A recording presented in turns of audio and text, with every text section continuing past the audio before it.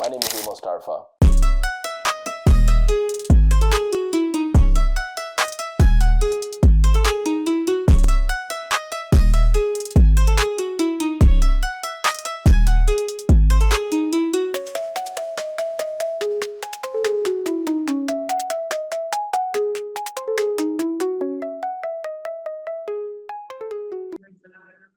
Good morning here from Texas.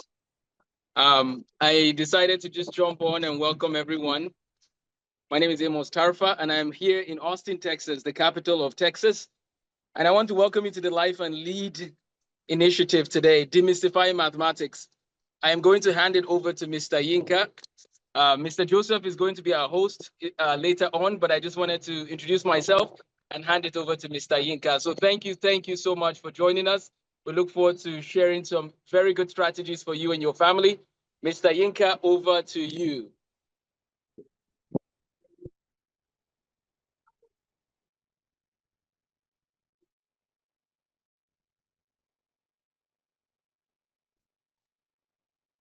All right.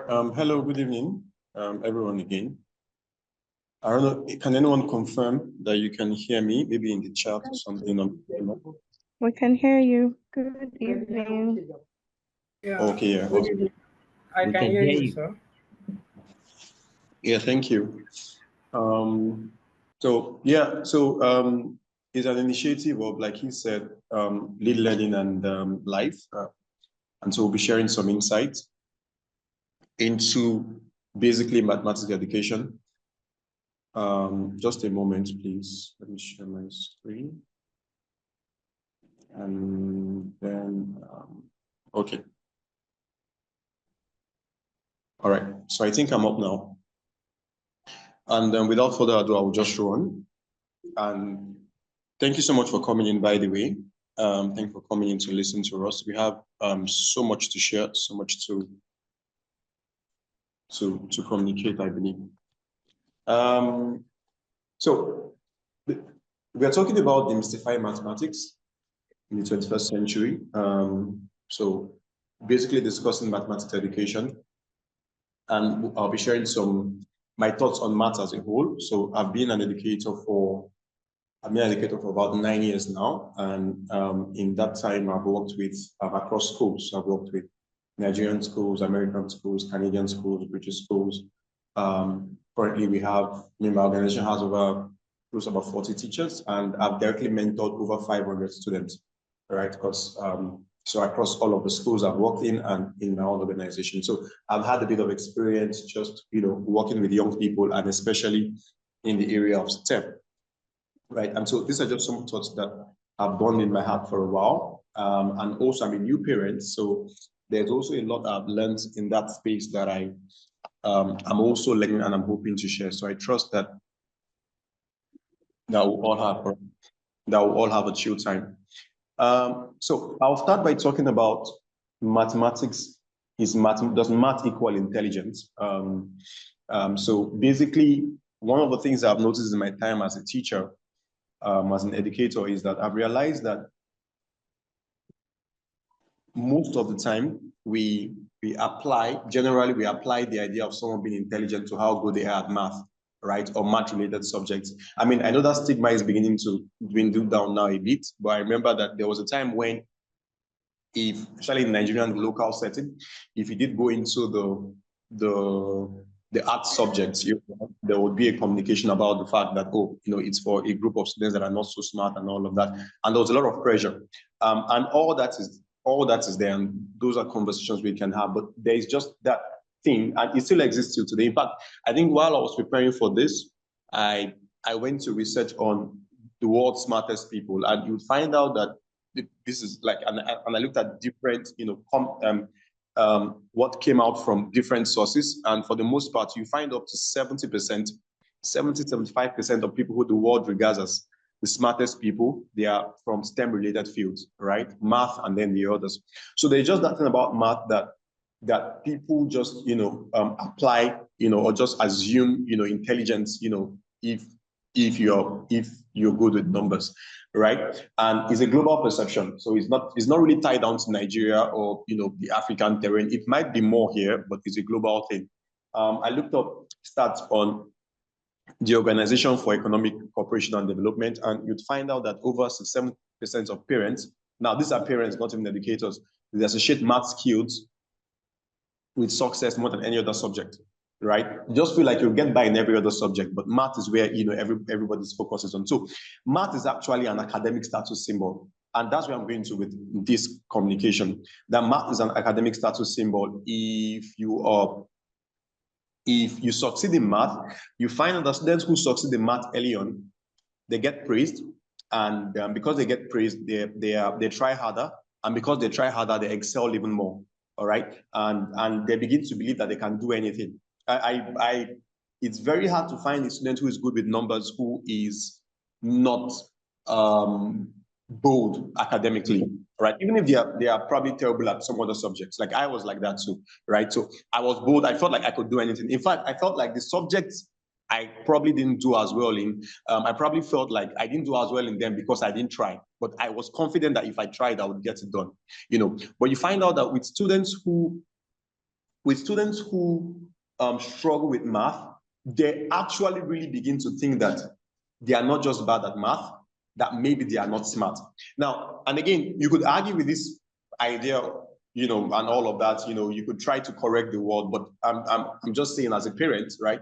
And as an educator, I've realized that before you argue with the entire world, you know, your children or the people that you're trying to mentor, you're trying to support, they're already sucked up in that category, right? So one of the things with math for me, both as an educator and even as a parent and a math enthusiast, is that for every child that I have around me, I see it as more than just teaching you numbers, because I understand that getting you to the point where you're confident with numbers would raise your academic confidence all the way, and it will affect every other subject, right? So, so the danger is that for children who do not get it sorted out early enough, all right, who do not meet someone who believes in them enough, who maybe they have a disconnect in their math journey, and maybe somewhere along the foundations, they hit one of those pressure points. I'll talk about that in a bit, and because of that, they just, you know, gave up on math, right? What you find out, first of all, is that there will be an emotional disengagement.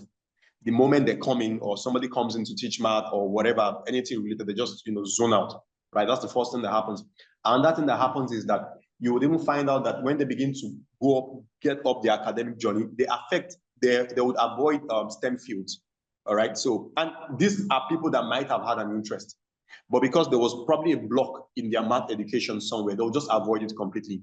Now, I understand that sometimes you find people who are trying to push, you know, children who probably do not want to do STEM into STEM, and I get that. But I'm also saying that there are also students who could do really well at STEM who would just avoid STEM because they're not good with math. And I've seen that, everything I'm speaking about, I've seen that happen, you know, again and again, and had to counsel and all of that. So, and then of course, low academic self-esteem. This actually is a thing. All right. And the beauty of it, or the interesting thing about it, is that as much as math can cause all this trouble, math is actually, for me, I feel like is the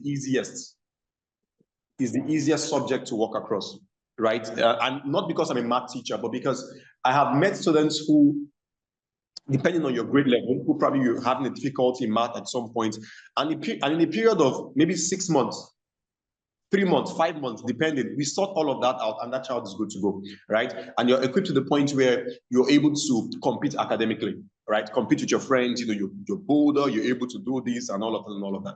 So I'm just saying that math is the easiest to walk across. It's also the most rewarding, all right? It's also the most rewarding. Again, even in the direction the world is going now with AI and STEM and all of that, you know, it's still the most rewarding. But yet, so please, if you have a child or you have a ward who has issues with math, I don't think you just take it as one of the subjects, because there's what it's be doing to that child emotionally, right? There's what it can do to that child emotionally. And so because of that, you must take extra care to ensure that, you know, whatever gaps there might be there, or whatever needs to be sorted out, get sorted out quickly enough.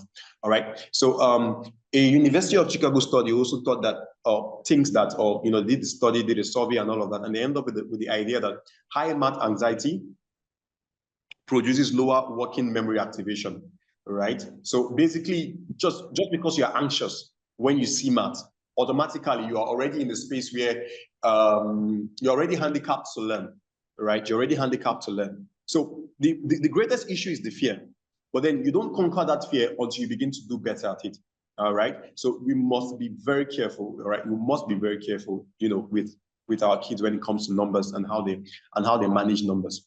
All right. So what I have next to share is I just have some safety, some tips. Right. So I have some tips that will help parents. I have some tips that will help students, educators, and even schools at large, right? And so I'll just be running through some of these ideas very quickly. So the first one is that as a parent, right, if possible, it's cool to play with math ideas with your children until you exhaust your own knowledge, right? In fact, what I actually had here before I changed was actually teach if you have time, right? And the reason why is because, especially for children who have that, phobia for numbers already, right? You find out that usually it takes a teacher who they like to get them to even begin to try, right? So with math, because of the emotional state, I will sometimes find some children I have to work with. I have to figure out a way to inspire them, and I'll be sharing some of that also. But as a parent, look, you already have that love, that connection, that relationship, right? So if you begin to even work with your child through certain little math concepts over time, right? As little as 10 minutes a day. I mean, for me, I have a 2-year-old, so I said I'm a new parent. So I have a 2-year-old and a 1-year-old. My 2-year-old son, he's speaking now. He's barely, he knows a few words. He's beginning to speak more now, but his math is already incredible because, again, once it comes to me, if he comes to me, maybe he wakes me up and at whatever time, once I put my hand up and I just show him 2 fingers in the air, he knows, okay, it's time to play. I will begin to play different games, identifying numbers, skip counting and all of that. I was telling my wife the other day that my son by himself is 2 and he was skip counting up to 30, right? 2, 4, 6, 8, 10, 12, and all of that up to 30. He knows his numbers, into the, 200 and something, 100 and something, 200 and something, and all of that. And I'll keep up that pace. Of course, it's far ahead of school, what we're doing in school already, but it's deliberate. All right. So which brings me to the second point, which is to say, as a parent, if you're able to create a parallel learning pathway for your child that is outside of school. All right. One of the ways to be ahead of the curve is just to have your own individual learning pathway. So I had a student who once came into the hub, and the dad had been homeschooling for 2 years, and it was about 11 or thereabout, and we're going to have a conversation, and the dad said, I should do a diagnostic test for him. So I just started gisting, because he wanted him to also come into the hub. And this boy at age 11, 12 was already doing advanced algebra. It was just interesting to watch. And I tried to imagine that child going to write something like junior YEC or checkpoint and all of that. And in my head, I'm like, this guy will just blast the state. And his confidence was through the roof.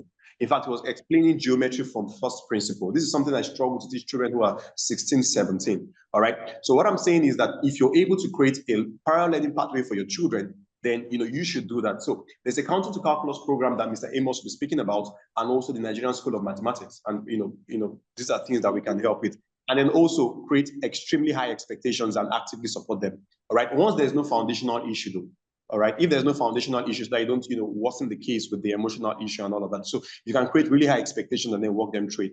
For students, I would say one is be extremely meticulous. And this is something that the Nigerian curriculum, kind of excels on. All right. Because you find out that I remember then when I was in primary school, and even till now with the kids that we have in the Nigerian curriculum, if they ever have to calculate anything, say maybe I want to calculate the area of a circle, pi r squared, right? They will have to write the value for A, have to write the value for R, and then, before they now plug in and then they solve. And it just helps them, to be meticulous. You show every step, every process. For most of the kids that I work with in America, this is a major, major challenge, right? And because of that, you find out that those of them that are smart, they seem to be getting away with it. But by the time they get into middle school, high school, math becomes an absolute struggle, right? And the other thing I'll say to students, so please, first of all, be extremely meticulous. Show your steps. Go through processes is important. It insists that you don't forget ideas, you don't forget, formulas and all of that, right?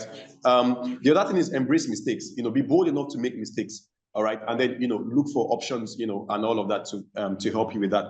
So the final thing, for educators, there's a lot of things, but the only thing I would really say is that I can wrap up and be done is this. One is, please build systems that address pressure points. So there are some pressure points in mathematics.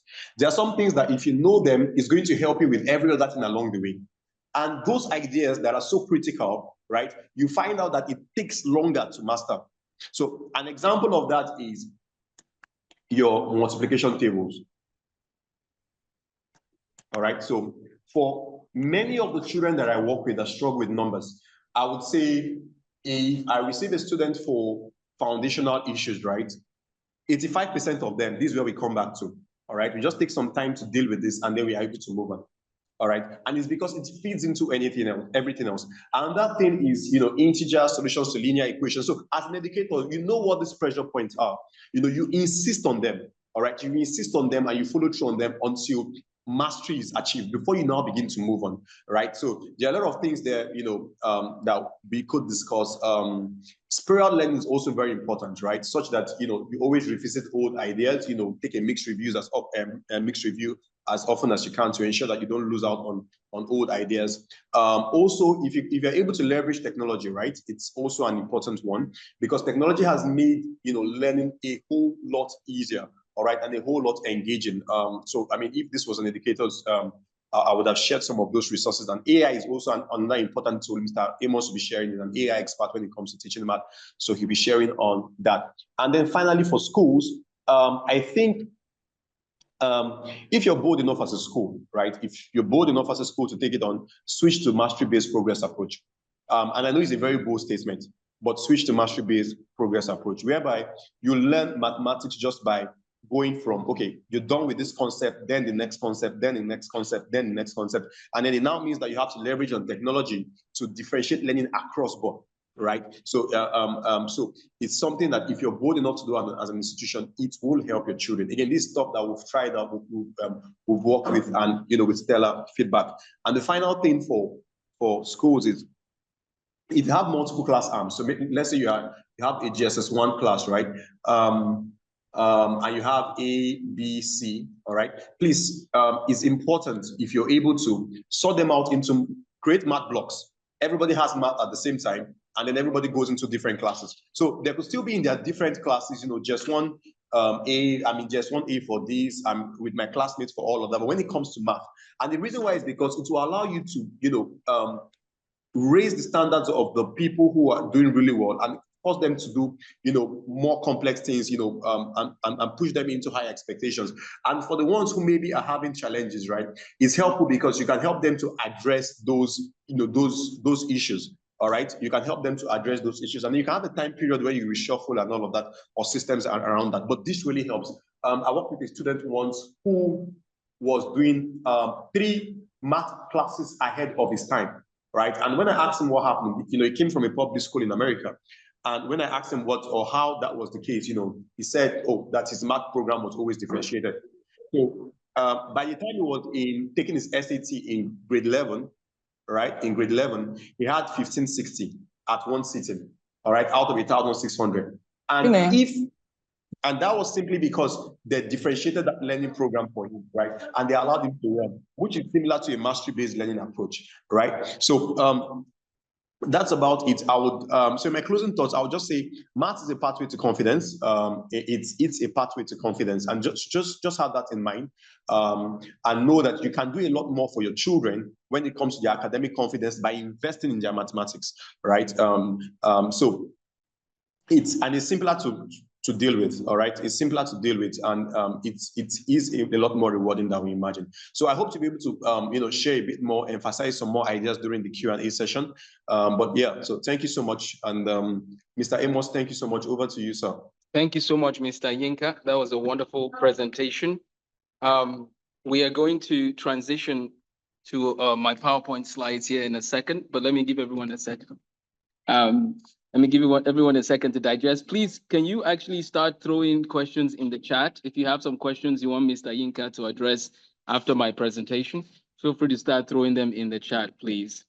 Mr. Yinka, I'm about to dive in, but if it's okay, can you actually take this one question? What would you do if you have a child struggling with maths and the problem is just confidence? The child makes mistakes because of lack of confidence. Can you please share that response, and then I'll put my PowerPoint right as you start sharing. Okay, so one of the things thank you so much for that question. one of the things I had on my slide that I didn't have time to actually communicate was that you would do well to celebrate effort, not just right answers, right? And especially when you're working with little children, because you know that you want to get their confidence up. So if the child gets something wrong, oh, no problem. If the child gets something right, I mean, with me, I can jump on my table, dance, make noise, just do a lot to make you feel like an achiever, right? Again, you're just trying to give them a boost to the point where they're trying to now, okay, begin to own it. All right. So that kind of positive reinforcement, really helps. All right. So that's if it's a younger child. Now, for an older child too, something similar. One thing I would say is that with effort is very interesting. What it takes, the same effort it takes a child to just master their 3 times table is the same effort it will take another child to solve a linear equation with fractions and stuff and all of that. So you want to be making sure that you are constantly doing your best to reward effort and making them feel like achievers. All right. So that would boost their confidence. All right. And then over time, you find out that they begin to make less mistakes. Now, some people are also very distracted. All right. You find that a lot. So one of the things I do is I encourage them to put pen to paper a lot, write down every single step, look over every single step. And then usually if you keep that up for a while, as the child begins to grow, all right, begins to grow, if you're able to keep that up for a while, as the child begins to grow, the child owns that precision habit, all right? And then what now happens is that the child now begins to make less and less mistakes, all right? So you really want to make sure that their confidence is up by celebrating their strengths, minimizing their weaknesses. A child misses something, don't say, did I not just teach you? That kind of thing, no, not at all, all right? But you also want to make sure that you create systems that would help them to improve on precision. All right. So let them always put pen to paper, write down your formula, write down everything you need to know and all of that. And over time, you find out that they will grow out of that stage where, those mistakes are ever so often. Thank you, Mr. Yinka. Okay, I will share my screen now. Well, thank you again. So we're going to transition now to another aspect of demystifying mathematics. Earlier on, we played a video for you all, and we are going to give you the link to that video so you can actually just play it after. That way you get to hear the audio. But we're going to have more time for Q&A. My presentation is actually going to be short. I know this is unbelievable, but today Mr. Amos is going to keep it very short because I want to give more time for Q&A. So just give me about 5 or 10 minutes to explain ways to demystify mathematics. So here we go. I'm going to share my screen and I'm going to start the slides. Okay, my name is Amos Tarfa, and I'm the director of the Learning Institute for Excellence, the CEO and the founder of the organization that started around 2012 in Minnesota, but now it's based in Texas. My goal coming to America was to help children to master, I wanted them to develop the skills and talents that God had given them. And that was part of why I wanted to be a pediatrician. So when I came to America, initially, I wanted to be a pediatrician. But eventually, I changed my path towards the academic track. The goal then was to get a PhD in biochemistry or chemistry and do some Christian apologetics. A lot of that changed, and I can tell you that story another time. But when I was about to start my PhD, I got an opportunity to teach. Before I go on, I want to make sure, can you all hear me clearly like this? Okay, clear. Perfect. Thank you so much. And so basically in 2011, I gave a talk at a Christian school in Minnesota, and the principal said something. He said, Amos, we have an opportunity to basically, we have a math teaching position, and it's an opportunity if you would like to teach. I spoke at the chapel at the school, but then they asked me if I wanted to consider, something with mathematics. Now, at this time, I had always loved mathematics. That was not a question, in the sense that when I was in primary 3, I used to write math problems for my friends and give them, here's how to solve the problem. By God's grace, I went to Air Force Primary School, Lagos. I was the first in my class in primary 3. And then in primary 5, I was the best in National Common Entrance. And so we thank God. That's just a little bit of my background. When I went to FGC Lagos, though, I met some guys that were not playing at all. I was never number 1 again after primary school because of those guys. And some of those guys are here with me in the US. 2 of them, actually. The one that was best in maths went to MIT, and the other one is at Yale, finished his PhD at Yale. And so I even messaged him this morning about what we're doing. So the point is, these guys were serious. Until today, I ask them sometimes, what helped you to do so well academically? And I'll tell you one of the secrets, the one that was best in maths told me. They brought everybody from around the country to FGC Lagos, and nobody could beat this guy in maths. So I said, why were you so good in maths? And his answer was, because I saw the patterns. So that's the main word I want to give us first of all, patterns. Please, let's remember patterns, you know how they used to say, turn to your neighbor and say, neighbor, okay, turn to your neighbor and say patterns. Patterns matter. When you see the patterns, yes, thank you. When you see the patterns, it does something to you. And guys, by God's grace, I've had a chance to work with people now that are MIT, Harvard, whatever, grads and professors from those schools. I'm very good friends with some who went to Cambridge. And it's the same story for all of them. They have good pattern recognition. So there's a book called Peak by Anders Ericsson, Peak.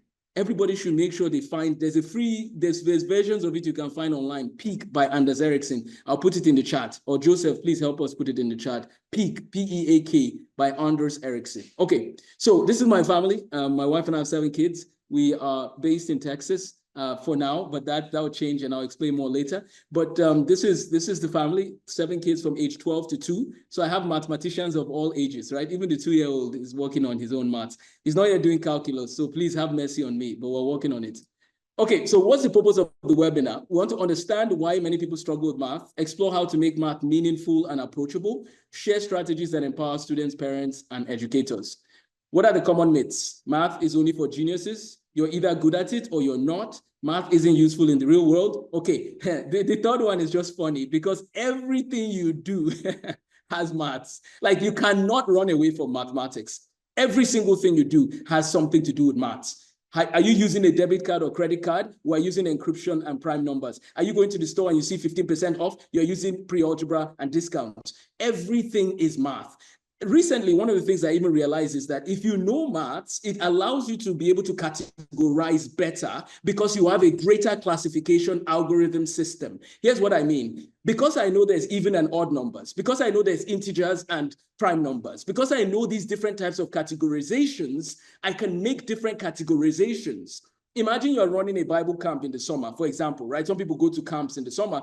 You have to now decide what are the groups of people? What are the categories of the groups? You'll find out that the number 8, 12, 16, and 24 are nice numbers to work with. But what is common with those numbers I just listed? Oh, there are multiples of 4. 4 is a great number to work with. This is important to understand the different categorizations. Mathematics allows us to have categorizations. This is something people don't understand. The best, okay, so if you look at the top jobs in the world, the top 10 jobs, they're all STEM, all of them. Even economics is STEM. Whoever says economics is not STEM needs to actually step back. Economists are actually like the smartest people because they know maths and they know how to handle people and they understand society. So economists are unique, right? And when I was in Ijanikin, I remember I wanted to be in the economics class, and because I was the head boy, they pulled me into further maths by force. Back then, I must confess, it wasn't funny because I wanted economics against that friend of mine that went to MIT. I think I'll be close. Even if I don't beat him, I think I'll do better. Okay. And so let's talk about the beauty and purpose of math. Math is the language of patterns, structure, and problem solving. It underpins science, art, technology, and finance. It helps develop logical thinking and resilience. Why do students struggle with math? Fear of failure. They struggle with math also because of poor self-belief, memorization over understanding, gaps in foundational knowledge, lack of real-world connections. So how do we build math confidence? Number 1, growth mindset. Mistakes help you learn. Don't allow your mistakes to hold you back. It's okay to try. Do you know why? One of the reasons I tell math history stories is because people in math history were not always right on everything. As a matter of fact, Isaac Newton was not always right on everything. See, I tell people these stories, not like it gives them a chance to realize that math concepts were discovered by normal people. Most of them were normal people. Now, there are people that were prodigies like Gauss and a few other people I can think of right now. But most people worked hard and had the right coaching. I'll tell you the story of the best mathematician ever. The best mathematician ever, in my view, was Leonhard Euler. Euler is the one who came up with the most beautiful equation in maths, and you'll learn about him later. In my course, Counting to Calculus, we spent time reading Euler's book, reading Isaac Newton's book, and reading Euclid's book, the guy who came up with modern, like the geometry we teach. It's important for students to know these stories because what they don't know about Euler is that Euler was actually taught by Daniel Bernoulli's father. Daniel Bernoulli was actually the guy who came up with Bernoulli's principle. You guys have heard of Bernoulli's principle. Imagine your classmates. I mean, just imagine. My classmates came up with Bernoulli's principle. This guy lived in 1750 before we had made airplanes. How do we now use his principles, right? The guy who came up with Fourier transform, Joseph Fourier, the guy came up with the principle in 1800, around 1800. That's what's powering AI today. AI is powered by the mathematics of the 1700s. AI is powered by Isaac Newton, Leonard Euler, and Joseph Fourier. So these are the people that gave us the maths to do AI. It's not only that we use their maths for AI, we use their maths for other things. And one of them is in the hospitals. If you ever see a CT scanner, that is using math from these people. Think about how math is affecting every aspect of life. But here's the thing I want to say, and then I'll land my plane because I can go on. But here's the thing I want to say. Do you know that the greatest mathematicians, all three of them, lived part of their lives in the 1700s? All of them. How is that possible that Euler, Newton, and Gauss all lived in the 1700s and they're the best mathematicians in history? The answer to that question comes down to a couple of things. Number one, people like Euler, his teacher was Daniel Bernoulli's father, and he used to go to his house on Saturdays, or they used to have lessons on Saturdays. And Bernoulli, the senior, he now looked at Euler's, giving him some strategy, coaching here and there. Euler said, those were the best days of my life. Euler went on to become so prolific in maths that when he got blind in both eyes, he was still publishing 50 math papers a year. I repeat, 50 math papers a year as a blind mathematician. So then he now had somebody take notes for him, his tailor. His tailor that was taking notes for him became exceptional as a mathematician. So when you tell me that math is only by genius, you're born or you're not, I'm saying, wait, come. A blind mathematician taught his tailor by dictating his notes, and that man became one of the greatest mathematicians. I mean, well, the tailor didn't become one of the greatest, but was influenced by one of the greatest mathematicians. So remind your children, growth mindset matters. Celebrate, help your children to grow and be the best they can be in mathematics. The other reason why the 1700s gave us the best mathematicians ever is because of calculus. By 1700, Isaac Newton and Gottfried Leibniz had invented the calculus. So what that meant is they now had everybody else had a key to unlock doors. Calculus unlocks doors. So part of the goal of the Counting to Calculus movement is to help every child get to calculus. I want to see 1 billion children in calculus before they graduate secondary school. Not only calculus, but linear algebra and differential equations, because those will help them with AI in the AI age we live in. Okay, parents, you've already got some good nuggets. Teachers, let's integrate AI the best we can. And please, this PowerPoint will be given to everybody on the call. So please, feel free to stay tuned. We'll send you that. Thank you so much. And then I'm going to wrap up. I'm going to go to the very end here. The curriculum matters, and that's why we have a system from counting to calculus. And so I want to go down to the very end and talk about the vision for the future. Every child can learn math deeply. Math is as important for empowerment as decision-making. We must shift from fear to fascination. Let's use websites and books and communities for math enrichment, tools from home, recommended YouTube channels. And so we're going to talk about, what is one thing that we can do differently. But I want to give 3 students a chance to share their experience with the work they've done with us. And before they share, this is, I told Mr. Joseph to add this for me. This is what Lead Learning Plus Life, which is my company. So Mr. Yinka and Mr. Amos combined are what we call the Nigerian School of Mathematics and STEM plus AI. This is a program based out of Houston, Texas, and Texas in general, that will be available to Nigerians in diaspora and Nigerians in Nigeria, of course. But this is the initiative that brings us together. We will discuss this and we'll play the ad at the end.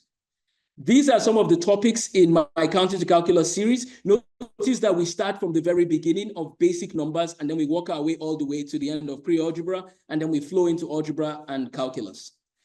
Our next webinar will be on the 31st of May, God willing, and we'll talk about how AI and tutoring can help your child become the best in mathematics and science. I will now hand it over to the students to please share their testimonials. Mr. Yinka, please, can you have your students share?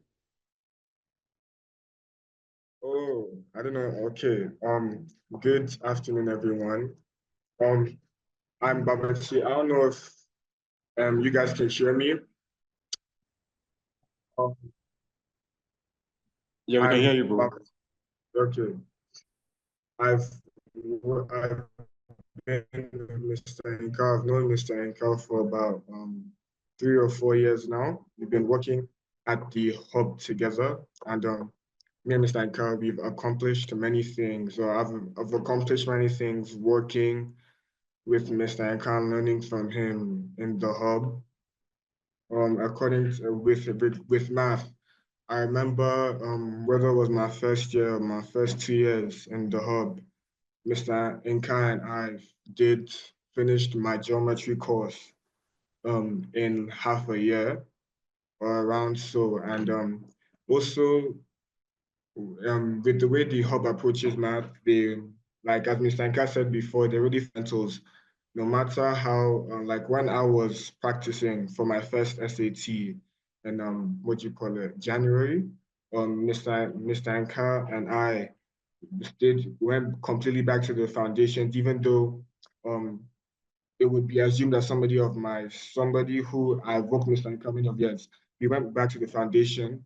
And I think things like that really separate the hub from other institutions when it comes to teaching math. The hub also focuses on community service, things like that. They really, they really help students in both academically, morally, and they really help students come into their own. And another thing the hub does really well is inspire personal relationships between the teachers and the students. They, as I said, I don't really, when you can even ask others, when they ask me about Mr. Nka, I don't really refer to him as my lesson teacher. I call him my mentor because maybe that's for me because I've known Mr. Nka for a really long time now. But the relationship I have with Mr. Nka, I can call him at any time, tell him about any issues I have, whether it's academic or whether it's just life in general. So I really want to thank him for giving me this opportunity to talk about him. Yeah.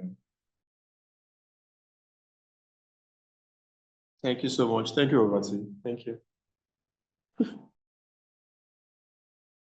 Mr. Amos, we're done. Are you there? Yes. Mr. Noah Despan, please can you have your son share and then we'll begin our closing remarks. Hello everyone. My name is Djala Daspan, and I'm a 7th grader, and yeah, I used to be very bad at math in Nigeria, and I wanted to be an engineer. So all the times that I got my result from school, all those dreams kept going down and down the drain. And I never thought that I was gonna get good at math. Like in school, I was one of the last, so to say, and but all of that changed when I met Mr. Tarfa and he introduced us to his counting to calculus program, and I can confidently say right now that I'm one of the best in math in my class. So that's like after 2 months of being in this program. So thank you very much, sir, for introducing me to this counting to calculus teams and allowing me to be part of it.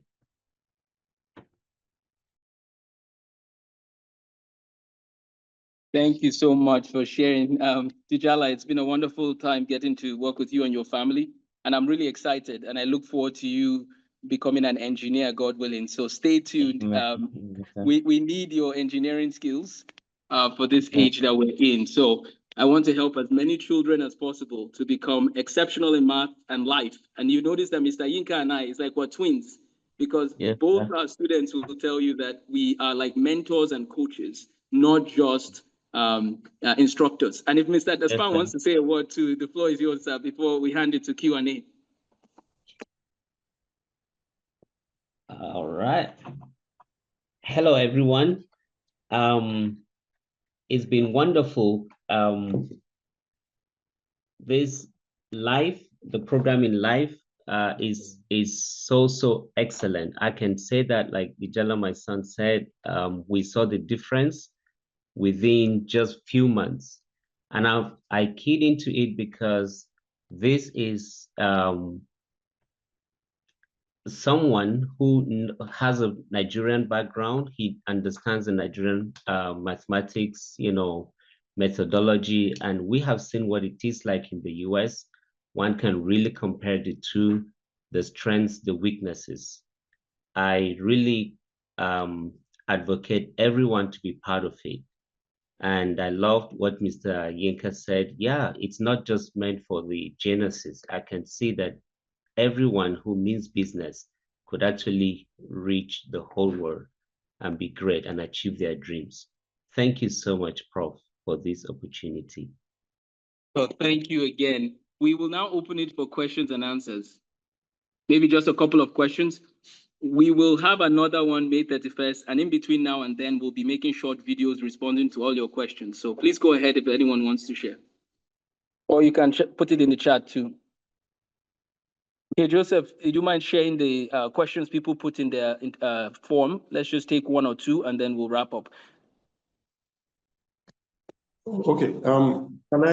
Let me do that because I have it also, and then I'll just anchor and then we'll go back and forth answering it. All right, so just a moment. All right. Okay. So one question that came up a lot. Can you hear me? Yeah, Mr. Yinka, 1 second. Did everyone get the link I posted? In the chat, please. I just wanted to give them 1 second because the audio is not as good from our end. Can they just click on it? It's one minute long. And while they do that, can you just put in the chat the question you want to ask? And then let me just give them 1 second. Can everyone just take 1 minute to click the link I put in the chat? I just want you to get an idea of our steps moving forward as a team. And then Mr. Yinka, please, can you throw a couple of questions that maybe only 2 will do today in the chat? Okay, so one question I have here that says, how can Nigeria, so there are questions on AI, and I know you have a lot on that. So say how can, so let's say how can Nigeria, let me take this one. How can Nigeria fully harness AI in its mathematics curriculum, right? So let me post this here. So Mr. Amos, you can take that.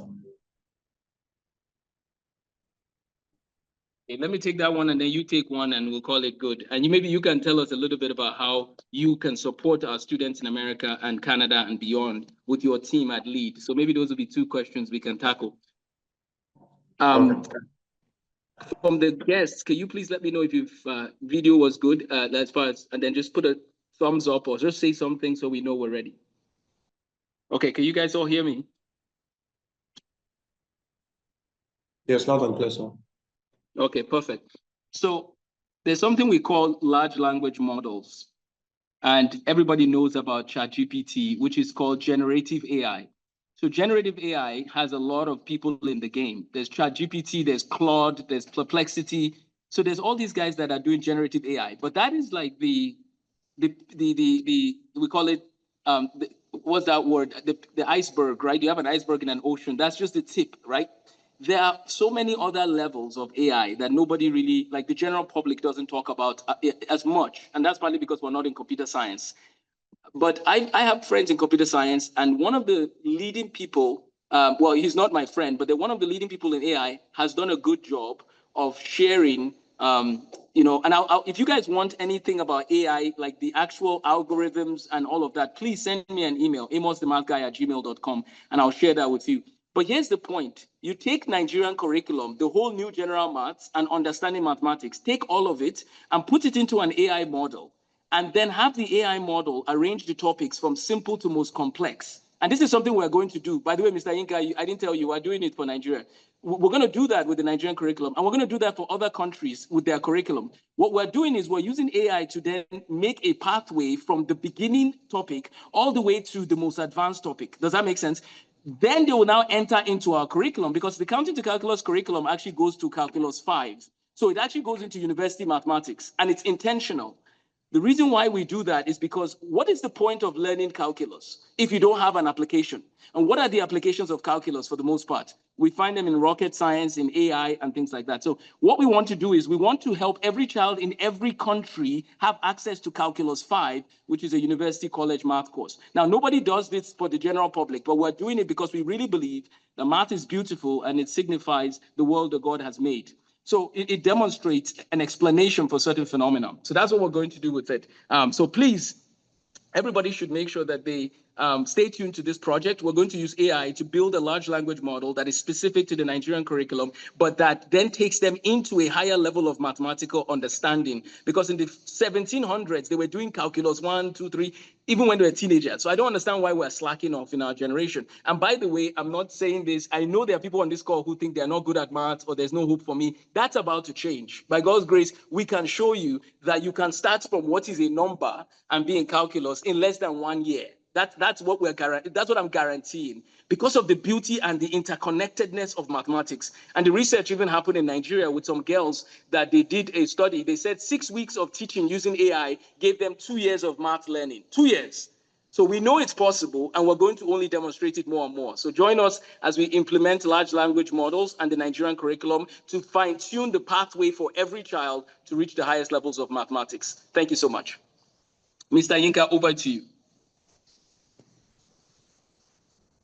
Okay, thank you so much, Mr. Amos. John's so like, say I'm a teacher now, right now, and I'm teaching in a school, right? How does AI help me? Considering maybe the school that has, everything. How does AI help me with my students right now? I don't know if you could throw a bit more light on that. You can use it for your lesson plans. You can use it to break your concepts down so that you make sure that your children are coming in. So for example, you're supposed to start a lesson on factoring polynomials. Do you know that factoring polynomials requires a strong understanding of prime factorization? And prime factorization requires an understanding of prime numbers, and that requires us to also understand how to multiply. So before you start teaching the new lesson on factoring polynomials, what if you just tell AI, because teachers don't always have access to all the textbooks of all the grade levels. But with the AI that we're building and with the AI model we'll build and the ones available out there, you can actually pull out lessons from your GSS 1, primary 6, primary 5. You can have it pull out lessons from other textbooks that you might not even have, and then introduce your students to a quick overview of, here's a prime number. Here's how to prime factorize. If you know how to prime factorize, and I'll give you x squared plus 2x plus this, it'll make a lot more sense, right? So if somebody says you should factor a polynomial and it's something like, let me just write one. I promise we'll not do too much maths today. But somebody comes to you and says, oh yeah, here's x squared plus 6x plus 5. You now have to find two numbers that multiply to give you 5 and add to give you 6. And the child now does the math. Okay, 5 is a prime number. Okay, I'm going to go with 5x plus 5, x plus 1. But what happens when these problems start getting more complex? What will solve the problem for you is prime factorization. That is critical. So that's what I want us to remember. Before the teacher should teach a new module like this, ask yourselves, please teachers, ask the class, do we have the fundamentals, the fundamental skills that we'll now build on and then do today's lesson? So today's lesson might be here, but have your students review these other foundational pieces to the puzzle. Every topic must be taught with the fundamentals emphasized first. And even the greatest mathematician, guys, let me say this.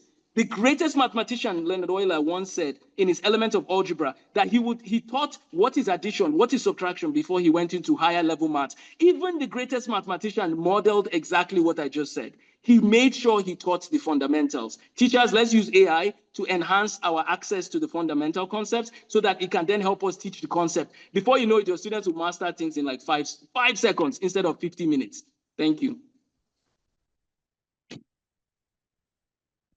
All right, thank you so much, sir. So quickly, I think I'll take on the question that speaks about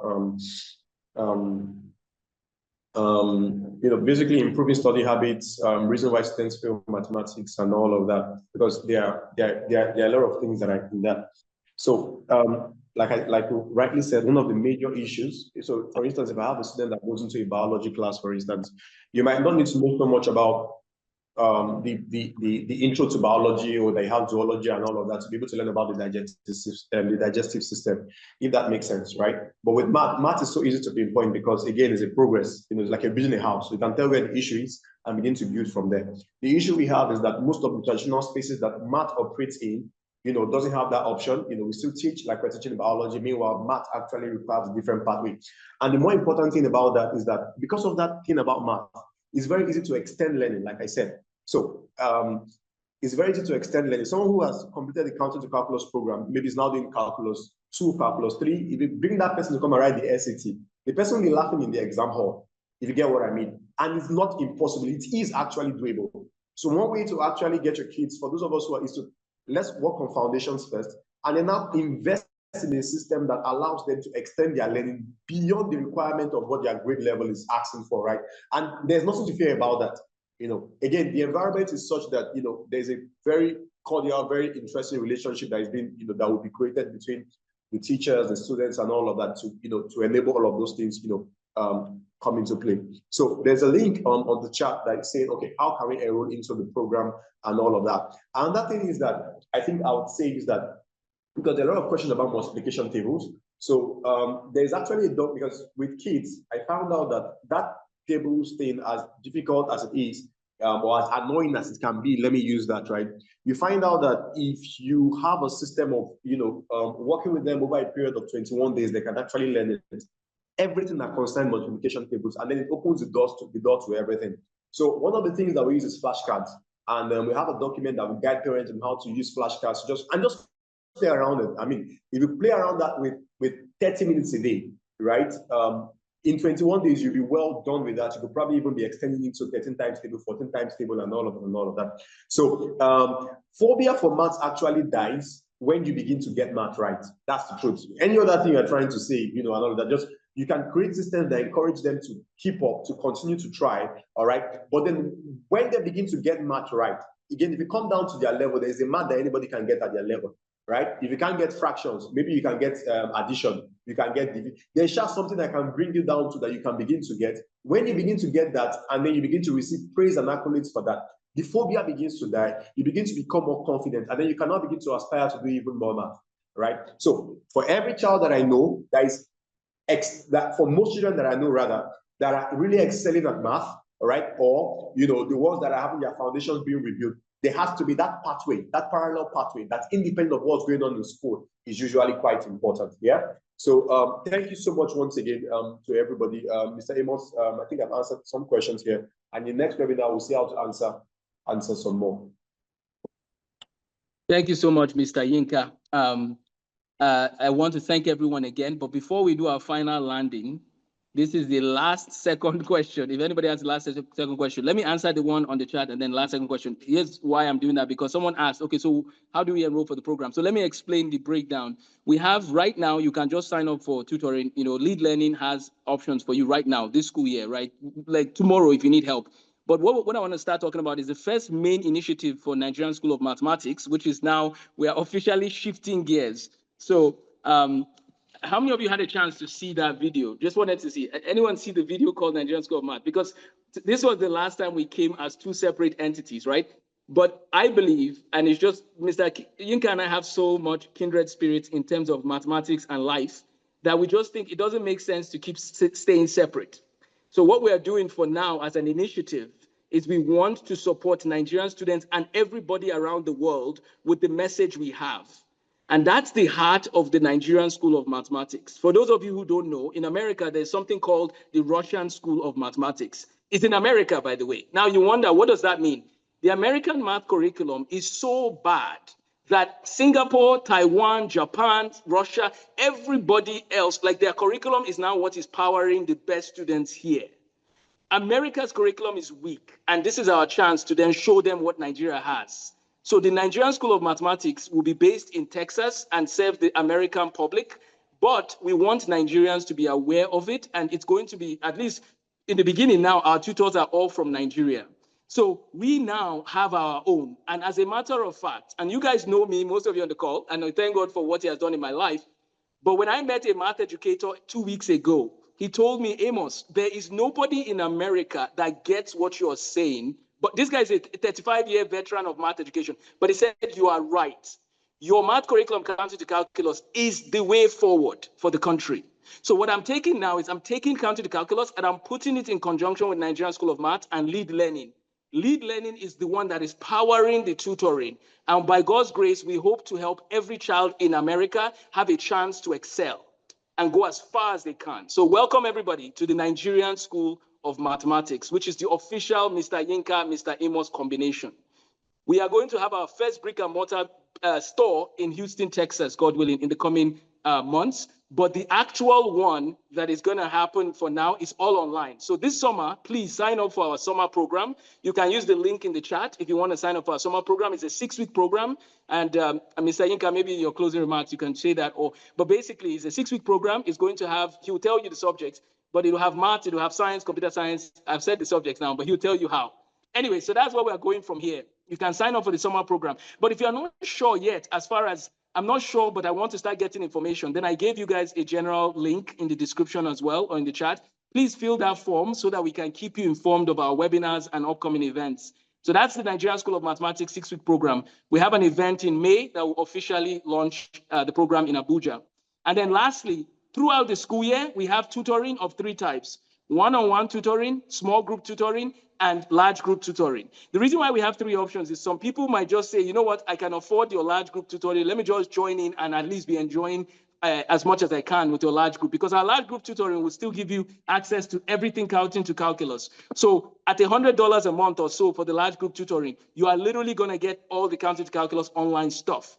What you will have is that you just have your live classes be bigger in size. That's the difference between the large group tutoring and the one-on-one and the small group. But we want everybody to have access to our resources. So that's the Nigerian School of Mathematics, and that's the way forward for us. We're excited. Your feedback is appreciated. Since you guys are the inaugural group, we'll keep all your names, because by God's grace, when we enter all 50 states in America, we'll write your name. I'm not sure we're going to Hawaii and Alaska, Mr. Yinka. Those places are far. But all the states within America's 48, stay tuned. We're coming, and we're coming fast by God's grace. So let me know if you have any questions on that as well.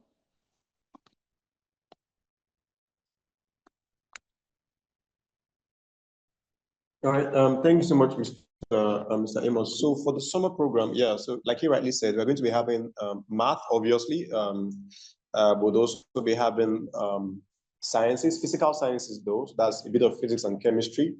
And then we're going to have programming and AI.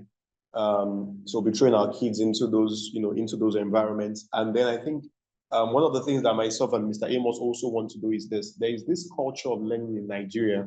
And I think that's one of the interesting things about the Nigerian School of Mathematics, right? That, I mean, some of my kids, the sad score that they'll come back with, and I'm almost breaking their head for, again, I don't break anybody's head. I just mean, like, I'm all up in in the wine and all of that.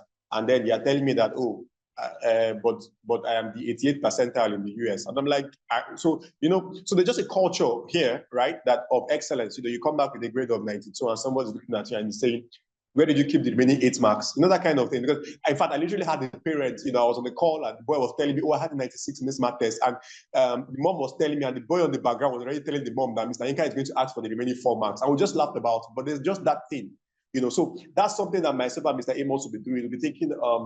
We'll be taking live classes, just more like, just pop in a bit, inspire them, have conversation with them and all of that. And we'll be handling that bit personally, right? Very personally, just to make sure that our kids have their minds in the right place. And it's a culture in Nigeria, but, I'm seeing so much so that it's really not a culture so much so in the US.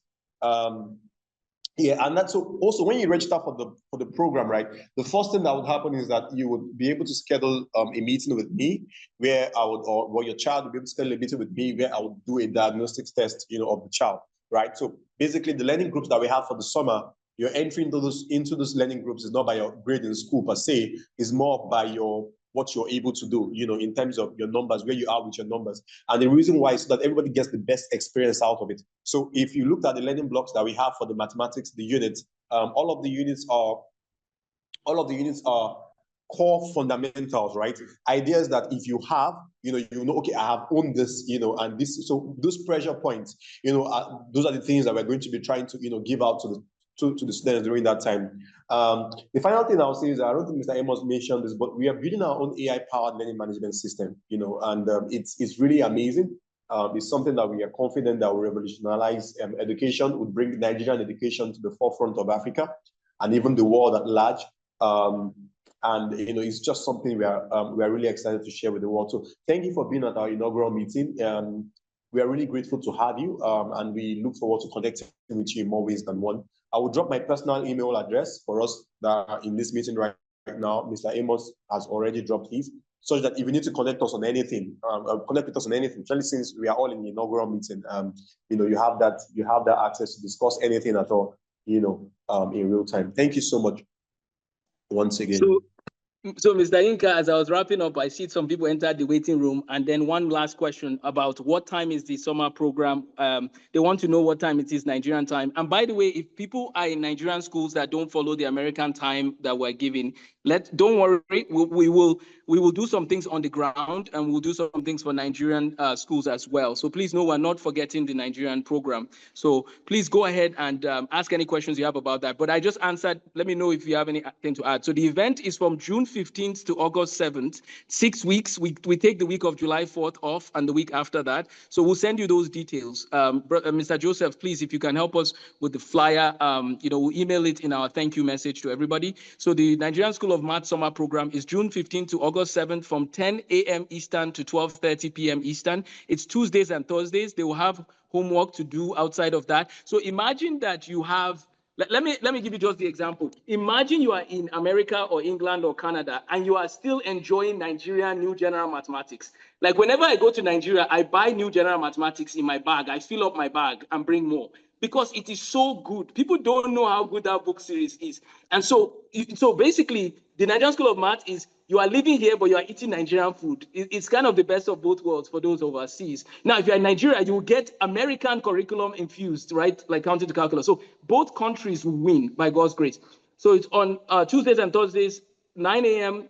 Central, 10 a.m. Eastern to 12:30 Eastern. Is daily maths, science, ACT, SAT prep. That one will come as far as just an application on the side, because we have other programs we'll offer Monday, Wednesday, Friday. So please make sure you drop your email and we can talk as well. So let me know if there's any questions about the Nigerian School of Maths Summer Program, because that's what it's called, Nigerian School of Maths Summer Program. Well, if there are no questions, Mr. Yinka, why don't we, we'll give you guys a YouTube channel, the live channel. So let me actually put it in the chat. Please do well to subscribe to that channel and stay tuned we're going to start dropping more and more videos, okay? And so someone asked about the cost. Very good question. So the cost of the Nigerian School of Maths is in reference to, again, the Texas market that is where we have a lot of students, and Michigan and Missouri. So they are paying, so the price is $150 per week, or they can sign up for all 6 weeks for $750. Keep in mind that covers all the subjects we just mentioned, as well as the homework and the support outside of class. So that's the price for 6 weeks. And then we have programs during the school year. The price, if you pay upfront for the whole year, of course, is cheaper, but you can also choose the monthly payment. So just email amosthemathguy@gmail.com if you want the monthly option, because then we can work on that with you. But otherwise, the general prices are about $1,300 for the year for the large group tutoring, and then about $2,700 for the year for small group. Small group is like 3-4 kids in the same group, and then for one-on-one is about $4,000 per year. So that's for the whole year round. So those are just some of the price points. And again, it's very similar to the Russian School of Mathematics, which is here in Texas and across the country. We are bringing our own, the Nigerian School of Mathematics, and saying we have something to help the world with as well. And the Russian School of Maths is a great program. What I'm saying is we're adding this flavor of counting to calculus into it, as well as career prep. So let me know if that answers the question. The summer program is $150 a week, or you can do the whole summer for $750. And when you do the whole summer, you can just basically let us know if you're interested in that. Again, just email amosthemathguy@gmail.com. And what we can do is, even if you are doing the whole summer, but you are saying, hey, can I pay it in 2 or 3 installments? No problem. Just let us know when you email us. Okay, Mr. Yinka, thank you so much. Can you throw your camera and wave to them, or no problem if you can? I just wanted to say bye to them too. Everybody, thank you so much for joining. And we'll land. Okay, Mr. Yinka is waving. Thank you, Mr. Yinka. So everybody, please join us again, God willing. So okay, we'll not sing national anthem now, but we'll next time. So. Well, God bless you guys. And I was going to play the video, but I don't know if they'll be able to hear. So you guys have a blessed day. Take care.